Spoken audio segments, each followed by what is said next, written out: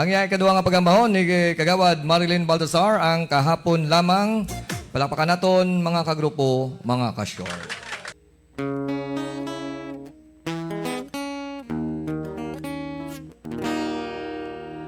Ang kahapon ta nagligad na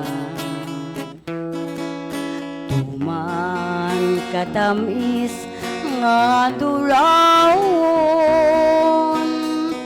permin nakabalik sa sining panuduman sa akon pag-isahanon di ka malimtan. Sa pagtulog ko, kinadamgo ka. Bangot, ikaw lang ang hinahigugma.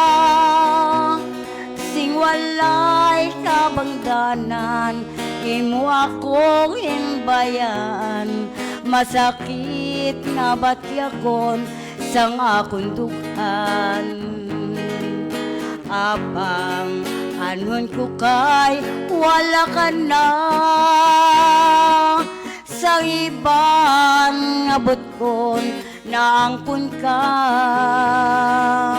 handumon ko na lang ang katamis ang tanan kayang ato nagligad nangin kahapon lamang panangit magbalik ka sa akon sa tanan nga oras handa magbaton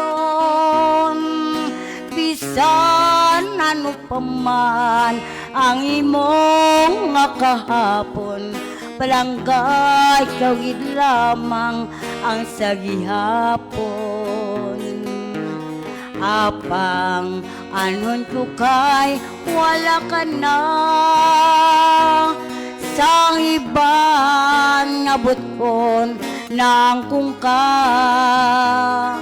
handon ko na lang ang katamis sang tanan kayang atong nagligad nangin kahapon lamang handon ko na lang ang katamis sang tanan kayang atong nagligad nangin kahapon lamang.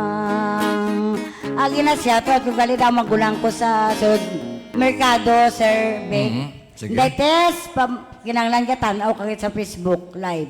Madami gid salamat.